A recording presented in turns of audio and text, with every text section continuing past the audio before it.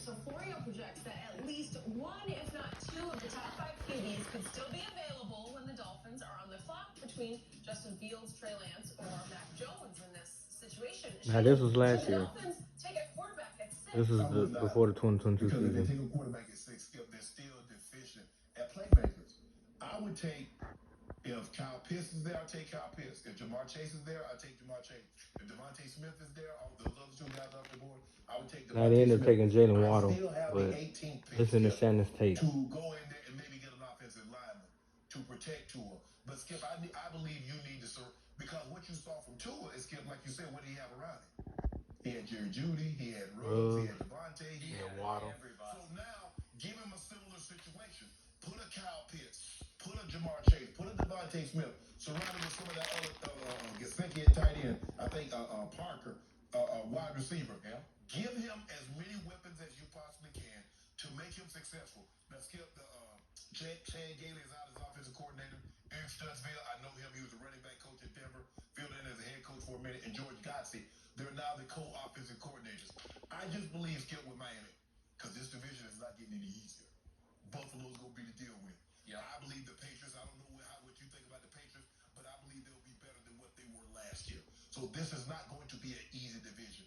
I would take a skill position player.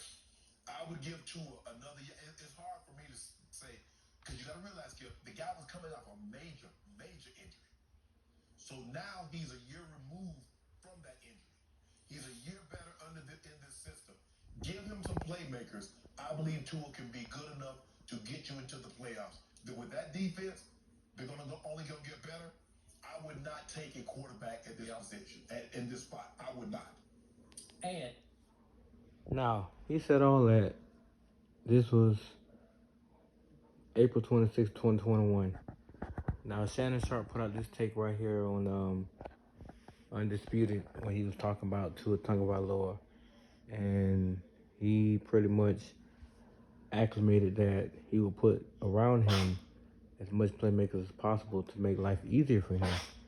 Now, I have to find the other video where he pretty much gave up on Tua, saying that he's not an NFL quarterback, saying that he doesn't have the arm strength, he cannot adjust well to the NFL, and he basically was calling him not a bust or something, but basically saying that it's time for him to move on. Like this draft that just happened.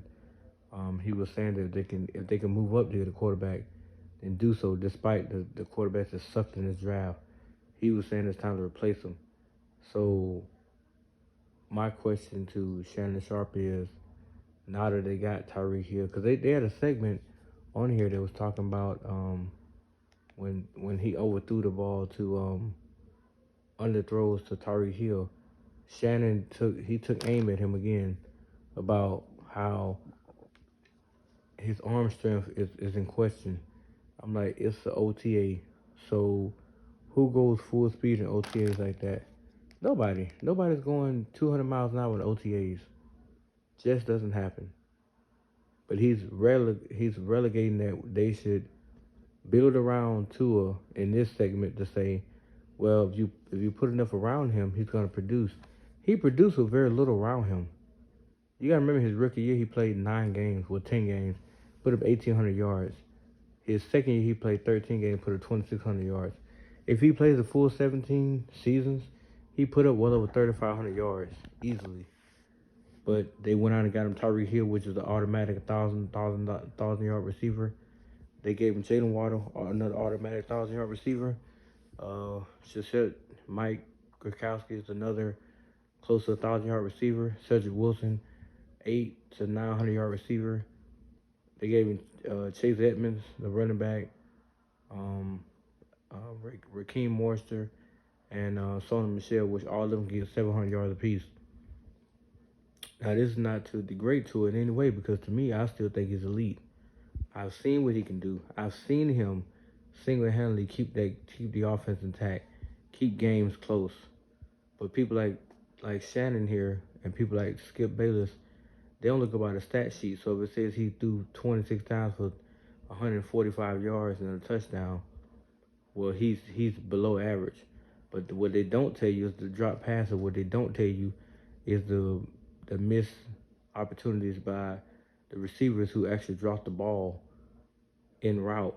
Like the Carolina game when Jalen Waddle dropped that easy slant route that he could took to the house. That would have easily boosted Tua numbers. But they don't tell you stories like that. They really tell you about the time that he threw for what 38 times for better 200 yards against the Titans, and they got blew out 34-3. Stuff like that. I mean, so people like him, I'm not gonna say he's a clown. I love Shannon, love his takes, but when it comes to Tua, I feel like he's wishy washy now. Like next season, let's say if Tua blows up, like I think he will, then watch how Shannon Sharp comes out here and Tua this and Skip. Let me tell you about Tua, Skip. The Tua train is back. It's Tua time, Skip. Got to get on the bandwagon while you can, baby. He's gonna be fake about it. So I'm like, you just said last year, which will be 2022, that you no longer have faith in him. You don't think he can actually play. Now, if he comes out and balls out and he makes the headlines against the Patriots, then what would he say then? Because they're gonna do a story about it. If Tua actually outplays Mac and put up 350, 400 yards and four touchdowns, they blew out the Patriots. He's gonna come on that platform right there and speak about him. And it won't be no mediocrity stuff. He's gonna literally be like, well, Tua, he shows why they believe in him to be the franchise quarterback that he is. And he utilized his weapons tremendously. He's gonna put out that kind of memoir. And that's gonna make him look real stupid because just a few months ago you were saying he wasn't the answer. That might need to start looking, to other options. It's like with the Baker Mayfield debate they've been having. He repeatedly said over and over again that Miami don't really have their quarterback, but they can't get anybody else at the moment. So just like the Deshaun Watson thing, he was saying if Deshaun Watson could go to the Dolphins, then let him go because it'd be a better pickup than Tua. I don't believe that, but that's what Shannon was saying. So I mean, I just question these media pundits, man. They get out here and breed these narratives, and next thing you know, bam, stuff like this happens. And like I said, this was published on April 26th of 2021 when they were considering to replace him, which I knew they wasn't because the quarterbacks at that time weren't even that good coming out of college.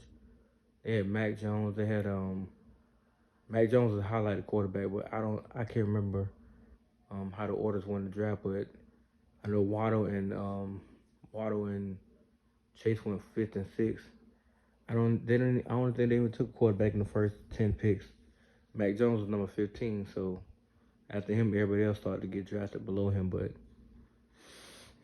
actually, I gotta go back and look at that draft because I'm not too sure about who went where. But Mac Jones is an afterthought, and to me, he's not better than Tua. Even though he got put in the Patriot system, he's still not better than him. But that's my take, guys. I mean, I just want to show you a little short clip about what Shannon Sharp had said like a year ago concerning Tua and how he think they can help him. All of a sudden, he flipped ship after the second season saying they need to replace him. After 2 years, replace him. What a joke. But let me know what you guys think in the comment section. Peace.